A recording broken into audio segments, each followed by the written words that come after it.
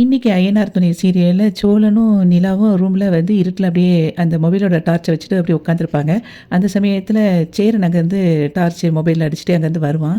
வந்துட்டு "என்னடா இன்னைக்கு இப்படி கரண்ட் போயிருச்சே! எப்போ கரண்ட் வருமா?" அப்படின்னு சொல்லும்போது, "ஆமா இங்கே தானே 20 வருஷமா நான் வேலை பார்த்துட்டுருக்கேன். எனக்கு தானே தெரியும்."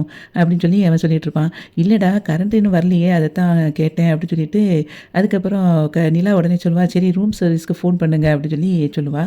உடனே அவன் ஃபோன் பண்ணி நம்பரு 6ஆ 9ஆ அப்படின்னு சொல்லி கேட்கறதுக்குள்ள, நிலா உடனே சோழன்ட்டருந்து ஃபோன பிடுங்கி உங்ககிட்ட போய் பேச சொன்னேன் பாருங்க அப்படின்னு சொல்லிட்டு, அவ வந்து அந்த ரூம் சர்வீஸ்க்கு நம்பருக்கு வந்து கால் பண்ணுவா. அப்போ ரூம் நம்பர் 9 சொல்லிட்டு டீட்டெயில சொன்ன உடனே அங்கேருந்து கரண்ட் வந்துரும் உடனே. சேரன் உடனே சொல்லுவான், "என்னப்பா ரூம்லாம் உனக்கு நல்லா இருக்கா? வசதியா?" அப்படின்னு சொல்லி கேட்கும்போது, நல்லா தானே இருக்கு." அப்படின்னு சொல்லிட்டு இருப்பான். அந்த சமயத்தில சேரனுக்கு கால் வரும். உடனே சோழன் சொல்லுவான், "பாண்டியா தான் இருக்கும். நீ எடுத்து பேசுன." அப்படின்னு சொல்லும்போது, சேரன் வந்து அத எடுத்து பார்ப்பான். ஆனா அதில அனீஷ்ன்னு வரும். உடனே "அனீஷ் அடிக்கிறேன்டா" அப்படின்னு நம்ம அப்ப அடிச்சோம்ல, அதுக்கு இப்ப தான் பேசுறான் அப்படின்னு சொல்லிட்டு கால அட்டெண்ட் பண்ணுவான். உடனே அனீஷ் சொல்லுவான், "ஹலோ பையா, நீங்க பேசும்போது அங்க ஆட்களா அப்ப இருந்தாங்க. அதான் என்னால பேச முடியல. சொல்லுங்க." அப்படின்னு சொல்லி சொல்லுவான். உடனே அதுக்கு அவன் சொல்லுவான், "அனிஷு நாங்க வந்து உங்க ஊருக்கே வந்துட்டோம்." அப்படின்னு சொல்லும்போது, "என்னது எங்க ஊருக்கு வந்துட்டீங்களா? எங்க இருக்கீங்க?" அப்படின்னோனே, "இங்க ஒரு பக்கத்துல ஒரு ஹோட்டல்ல தங்கியிருக்கோம்." அப்படின்னு சொல்லிட்டு சொல்லுவான். அப்போ ஹோட்டல் பேர கேட்பான். இவனும் சொல்லுவான். சொன்ன உடனே அனிஷு சொல்லுவான், "இங்க ரொம்ப நேரம் பேச முடியாது." அப்படின்னு சொல்லும்போது, அதுக்கு சேரன் கேட்பான், "சந்தா எப்படி இருக்கா?" அப்படின்னு சொல்லும்போது, "சந்தா நல்லா இருக்கிறா." அப்படின்னு சொல்லிட்டு, நான் ரொம்ப நேரம் பேச முடியாது பையா, நான் வச்சிருந்தேன்." அப்படின்னு சொல்லிட்டு வச்சிருவான். உடனே இவன் அப்படியே சிரிச்சாப்புல இருப்பான் சேரன். உடனே சோழன் கேட்பான், "என்னண்ணே சந்தா பேர கேட்ட உடனே பயங்கர ஹாப்பியா இருக்க போல." அப்படின்னு சொல்லிட்டு இருக்கும்போது, "ஆமாடா நாளைக்கு அவன் இங்க வாரேன்னு இருக்கான். அப்ப பேசலாம்." அப்படின்னு சொல்லி சொல்லிட்டு இருக்கும்போது, திரும்பியும் வந்து கால் வரும் சேரனுக்கு. உடனே சோழன் சொல்லுவான், "அப்ப அனீஷ் திரும்ப அடிக்கிறார் போல, நீ எடுண்ணா." அப்படின்னு சொல்லி சொல்லும்போது, "இல்ல பாண்டி பேசுறான். நான் போய் பேசிட்டு வாரேன்னு." சொல்லிட்டு அவன் வெளிய போயிருவான். வெளிய போன பிறகு இவன் கதவ லாக் பண்ணிட்டு உள்ள உட்காருவான். "அண்ணன பாத்தியா? இப்ப எவ்வளோ சந்தோஷமா இருக்கு. நாளைக்கு வந்து நீ சந்தாவ பார்க்க போறோம் சொன்ன உடனே." அப்படின்னு சொல்லிட்டு, "பின்ன லவ் பண்ண பொண்ண பார்க்க போறான்ல, அப்புறம் எப்படி இருக்கும்? சந்தோஷமா தானே இருக்கும்." அப்படின்னு சொல்லிட்டு சொல்லுவான். எனக்குமே அப்படிதான். காலையில போய் வெளிய போயிட்டு வந்துட்டு வந்தாலுமே உன்னைய இங்க வந்து எப்போ பார்க்குறனோ அப்பதான் எனக்கு ரொம்ப சந்தோஷமா இருக்கும்." அப்படி பார்த்த உடனே நீலா அப்படியே ஒரு மாரி பார்ப்பா. உண்மைக்குமே நீலா எனக்கு அப்படிதான் இருக்கும். உன்ன பார்த்த பிறகு தான் எனக்கு திருப்தியாவே இருக்கும் அந்த நாளு." அப்படின்னு சொல்லி சொல்லிட்டு இருப்பான். உடனே நீலா வந்துட்டு, "எனக்கு தூக்கம் வருது. நான் போய் படுக்க போறேன்." அப்படின்னு சொல்லி அவ வந்து படுக்க போயிருவா. உடனே சோழன் சொல்லுவான், "ஆமா, இப்ப நான் பேசிறக்கூடாதே கொஞ்சம் சந்தோஷமா, உடனே போய் படுத்துருவாளே." அப்படின்னு சொல்லும்போது, "என்ன?" அப்படின்னு சொல்லி கேட்பா. "ஒண்ணும் இல்ல, படுத்துக்கிறேன்." அப்படின்னு சொல்லி, "நீ தூங்குமா?" அப்படின்னு சொல்லி சொல்லுவான். அதுக்கப்புறம் அப்படியே நடுவுல படுத்துட்டு, அதுக்கப்புறம் கொஞ்சம் கழிச்சு கேட்பா, "அப்புறம் நீங்க எப்படி படுப்பீங்க?" அப்படின்னு கேட்பா. "இப்பமாவது கேட்குறியே, நல்லா நடு பெட்ல படுத்துட்ட. நான் ரூம் சர்வீஸ்க்கு கால் பண்ணி எக்ஸ்ட்ரா பெட் கேட்டுக்கிறேன். நீ படுத்து தூங்கு." அப்படின்னு சொல்லிட்டு அவன் ரூம் சர்வீஸ்க்கு கால் பண்ணி பேசுவான்.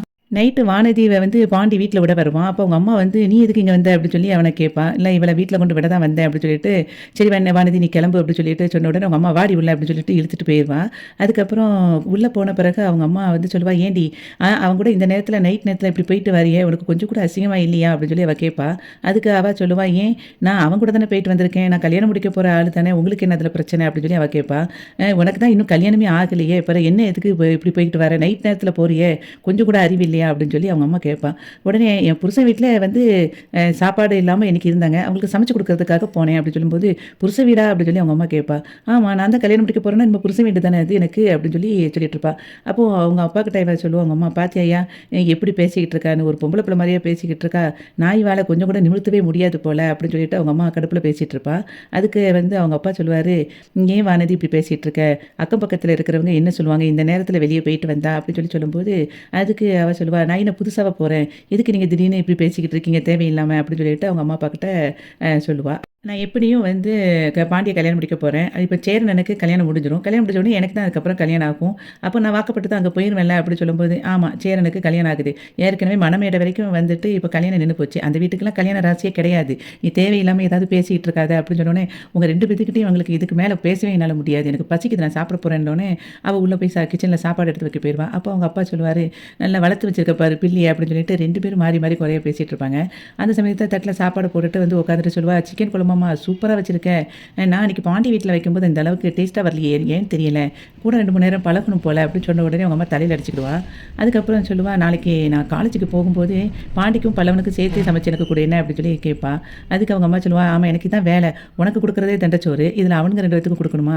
ஏன் கடையில சாப்பிட மாட்டானுங்களோ?" அப்படின்னு சொல்லும்போது, "அவங்க கடையில சாப்பிட ரெடியா தான் இருக்காங்க. நான் தான் வந்து உங்களுக்கு கொண்டுட்டு வரேன்னு சொல்லி சொன்னேன். நீ குடுக்காட்ட போ. நானே அவங்களுக்கு ஏதாவது செஞ்சு கொண்டு போய்க்கிறேன்." அப்படின்னு சொல்லிட்டு வானதி சொல்லிருவா.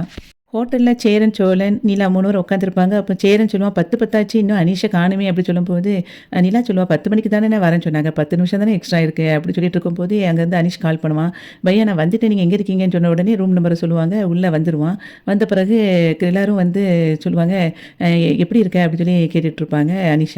நல்லா இருக்கேன் பையா" அப்படி சொல்லிட்டு, "சந்தா எப்படி இருக்கா?" அப்படி சொல்லி கேட்பான். உடனே சந்தா வந்து ரொம்ப வருத்தத்தில தான் இருக்கா. அவள வந்து ரொம்ப அடிச்சுட்டாங்க அப்படி சொல்லும்போது, நிலா சொல்லுவா, "சந்தா என்ன சின்ன குழந்தையா? போய் அடிச்சுட்டு இருக்காங்க." அப்படிங்கும்போது, "இங்கேல்லாம் அப்படிதாம்மா" அப்படி சொல்லிட்டு இருப்பான் அனீஷு. அதுக்கப்புறம் சொல்லுவான், "ஏற்கனவே வந்து அவளுக்கு கல்யாணம் நிச்சயம் ஆன பிறகு திரும்ப இப்படி போய் கல்யாணம் முடிக்கிறதுக்கு முயற்சி பண்ணியிருக்கா" அப்படின்னு சொல்லிட்டு, ரொம்ப அடிச்சுட்டாங்க அப்படின்னு சொல்லி சொல்லிக்கிட்டு இருப்பான். இந்த மாரிலாம் பிரச்சனை வரக்கூடாதுன்னு தான் நான் வந்து சேரன் பையாவுக்கு எப்படியாவது சீக்கிரம் கல்யாணம் முடிச்சு குடுக்கணும்னு நெனச்சேன். ஆனா அது நடக்கல. ஆனா நான் கல்யாணம்க்கு நம்ம வந்து நடத்தி வைக்க போறோங்கிறது எப்படி எங்க ஊருக்கு தெரிஞ்சுச்சுன்னு எனக்கு தெரியல. யாரு சொன்னாங்கன்னு தான் தெரியல. அதத்தான் பார்த்துக்கிட்டு இருக்கேன். அப்படிங்கும்போது சோழன் சொல்லுவான், "இப்ப நம்ம அத தெரிஞ்சு என்ன ஆக போகுது? இப்ப நாங்க வந்து இவ்வளோ தூரம் வந்தாச்சு. ஆனா சந்தாவ வந்து எப்படி மீட் பண்றது? அதுக்கப்புறம் உங்க குடும்பத்த நாங்க பார்த்து எல்லாம் பேசணும். அதுக்கு என்ன வழின்னு சொல்லி சொல்லுங்க." அப்படின்னு சொல்லும்போது அனீஷ் வந்து சொல்லுவான், "உங்க வீட்டுக்கு வரும்போது எங்கள அப்படி நல்லா கவனிச்சீங்க. ஆனா, இப்ப என்னால வந்து எங்க வீட்டுக்கு கூட்டிட்டு போக முடியாது. ஏன்னா, அவங்க அந்த அளவுக்கு கோவத்துல இருக்காங்க. அதனால இப்ப மீட் பண்றது எங்க வீட்ல வச்சு மீட் பண்றது ரொம்ப கஷ்டம்." அப்படின்னு சொல்லி அவன் சொல்லிட்டு இருப்பான். அதுக்கப்புறம், "இப்ப உங்க மாமாவுக்கு வந்து கல்யாணம் எதுவும் ஆகிட்டா?" அப்படின்னு சொல்லி சொல்லும்போது, "இல்ல, இல்ல கல்யாணம்லாம் இப்பத்துக்குள்ள நடக்காது. அதுக்கு டைம் எடுக்கும்னு" சொன்ன உடனே சோழன் சொல்லுவான், "அப்ப என்ன பிரச்சனையே கிடையாது. நம்ம வந்து இவங்கள சந்திக்க வைக்கிறதுக்கு மட்டும் முயற்சி பண்ணுவோம்னு" சொல்லிட்டு பேசிட்டு இருப்பாங்க. நிலா வந்து சொல்லுவா, "எங்கள வந்து எப்படிப்பட்டவங்கன்னு தெரியாம இருக்கலாம் ஒருவேள. நாங்க வந்து இன்னும் பார்க்கவே இல்ல அவங்கள. அப்படி இருக்கும்போது ஒரு தெரியாத இடத்துல வந்து பொண்ண கெட்டிக் குடுக்குறதுக்கு அவங்க யோசிப்பாங்க. இப்போ ஒரு ஒரு நேரம் நாங்க வந்து பேசி பார்த்துட்டா, அவங்களுக்கு எங்கள பத்தி கொஞ்சம் தெரியும்ல." அப்படின்னு சொல்லி நிலா சொல்லுவா. உடனே சோழன் சொல்லுவான், அதாவது அவங்களுக்கு அம்மா, அப்பாவோட பெர்மிஷன் இல்லாமயே கல்யாணம் முடிச்சு குடுக்குறாங்களேங்கிற கோவம் கூட இருக்கலாம்ல. இப்ப நம்ம வந்து போய் பேசினோம்னா, அவங்களுக்கு அது புரியும்." அப்படின்னு சொல்லி சொல்லுவான். "ஒரு நேரம் எங்கள வந்து பேச வையி. நாங்க எப்படியாவது அவங்கள பேசி புரிய வைக்கிறோம்." அப்படின்னு சொல்லி சோழன் சொல்லுவான். உடனே நிலா சொல்லுவா, "சேரன் சொல்ற பாயிண்ட்டும் கரெக்ட் தான். அதாவது அவங்க அம்மா, அப்பாவுக்கு ஒரு பெர்மிஷன் கேட்காமயே கல்யாணம் முடிச்சு வைக்கிறது பெரிய தப்பு தானே. அத வந்து நாங்க வந்து போய் புரிய வைக்கிறோம். யாராவது ஒருத்தர் இறங்கி வந்தா தான் வந்து பிரச்சனை வந்து சால்வ் ஆகும். அது நாங்களாவே இருந்துட்டு போறோமே." அப்படின்னு சொல்லும்போது, அவன் சொல்லுவான், "எங்க வீட்ல ரொம்ப கோவத்துல இருக்காங்களே. நான் எப்படி உங்கள கூட்டிட்டு போக முடியும்?" அப்படின்னு சொல்லிட்டு மாறி, மாறி எல்லாரும் அப்படியே ஆர்க்யூ பண்ணிக்கிட்டே இருப்பாங்க. அனீஷ் வந்து சொல்லுவான், "எனக்கு வந்து உங்கள கூட்டிட்டு போறதுல பிரச்சனை இல்ல. ஆனா அவங்க ஏதாவது பேசிட்டா மனசு கஷ்டமா இருக்குமேன்னு பார்க்குறேன்." அப்படி சொல்லும்போது, நிலா சொல்லுவா, "அதெல்லாம் ஒரு பிரச்சனை கிடையாது. அவங்க என்ன பேசினாலும் நாங்க தாங்கிக்கிடுவோம். அத பத்தி நீங்க கவலைப்படாதீங்க." அப்படின்னு சொல்லி சொன்ன உடனே அனீஷ் வந்து சரின்னு சொல்லிட்டு அவங்க வீட்டுக்கு கூட்டிட்டு போவான். பக்கத்துல நெறைய இடம் இருக்கும். அந்த இடத்தெல்லாம் காட்டிட்டு, "இதுலேருந்து இதுவரைக்கும் எங்க இடம் தான்." அப்படின்னு சொல்லி சொல்லும்போது, சோழன் சொல்லுவான், "இவ்வளோ இடத்த விட்டுட்டு தான் நீங்க வந்து பொழப்ப தேடி அங்க வந்தீங்களா?" அப்படின்னு சொல்லி சொல்லும்போது, இடம்லாம் இருக்குது. ஆனா மழை வேணுமே விவசாயம் பண்றதுக்கு. அதுக்கு மழை இல்லையே. போர் போடணும்னா பல லட்ச ரூபா செலவாகும். அதுக்கு நாங்க காசுக்கு எங்க போறது? அதனால நேரா நான் வந்து அங்க வந்துட்டேன். அதே மாதிரி எங்க அண்ணன் மிலிட்ரியில சேர்ந்துட்டான். அதுக்கப்புறம் இங்க இருக்கிறதுக்கு எங்க அம்மா, அப்பாவுக்கு வீடு இருக்கு." அப்படின்னு சொல்லிட்டு இருப்பான். அதுக்கப்புறம் வந்து அவன் சொல்லுவான், "இங்க பாருங்க, நீங்க எங்க அம்மா, அப்பா ரொம்ப திட்டுவாங்க, கோவப்படுவாங்க பயங்கரமா. நீங்க அதெல்லாம் வந்து கொஞ்சம் பொறுத்துக்கோங்க." அப்படின்னு சொல்லி சொல்லும்போது, சோழன் சொல்லுவான், "அதெல்லாம் ஒரு பிரச்சனை கிடையாது. அன்னைக்கு நான் துப்பாக்கிலாம் தூக்கிட்டு ஒருத்தன் வந்தானே, அவரு இங்கேயா இருக்காரு?" அப்படி சொல்லும்போது, "இல்ல எங்க மாமா இங்க இல்ல. அவருக்கு ஏற்கனவே ஒரு ஆக்சிடென்ட் ஆயிட்டனால, அதுக்கு ட்ரீட்மெண்ட்டுக்காக எல்லாரும் போயிருக்காங்க, மாமா ஃபேமிலி ஃபுல்லா. அதனால தானே உங்கள தைரியமா கூட்டிட்டு வந்தேன்." அப்படின்னு சொல்லி சொல்லிட்டு இருப்பான். அப்ப எங்களுக்கு ஒரு பிரச்சனையும் கிடையாது. என்ன திட்டு வாங்குனாலும் நாங்க வாங்கிக்கிடுவோம். என்ன நிலா அப்படி சொல்லி சொல்லும்போது, அவ அப்படியே ஒரு முறைச்சு பார்த்துட்டு இருப்பா. அனீஷ் சொல்லுவான், "நீங்க எங்க சந்தாவ பார்த்துட்டு முடிச்ச உடனே நீங்க சென்னைக்கு கிளம்பிருங்க. அதுக்கப்புறம் இங்க இருக்காதீங்க. ஏன்னா நீங்க வந்து இங்க பார்க்க அவள வந்திருக்கீங்கன்னு தெரிஞ்சாலே எங்க மாமா உடனே பஞ்சாயத்த கூட்டிருவாரு. பெரிய பிரச்சனை ஆயிரும்." அப்படின்னு சொல்லி சொல்லுவான். "அதனால நீங்க சென்னைக்கு கிளம்பிருங்க பார்த்து முடிச்ச உடனே." அப்படின்னு சொல்லிட்டு நேரா அவங்க வீட்டுக்கு கூட்டிட்டு போவான். அங்க அவங்க அப்பாவும், அம்மாவும் உட்காந்துருப்பாங்க. அவங்க அப்பா கிட்ட வந்து, "இதுதான் சேரன் பையா." அப்படின்னோனே இவன் சேரன் வணக்கம் சொல்லுவான். "இதுதான் எங்க அம்மா." அப்படின்னு சொல்லிட்டு அம்மாவ காட்டுவான். அவங்க கிட்டயும் வணக்கம்மா அப்படி சொல்லி சொல்ற மாதிரி இன்னைக்கு ஐயனார் துணை சீரியல் வந்து முடிஞ்சது.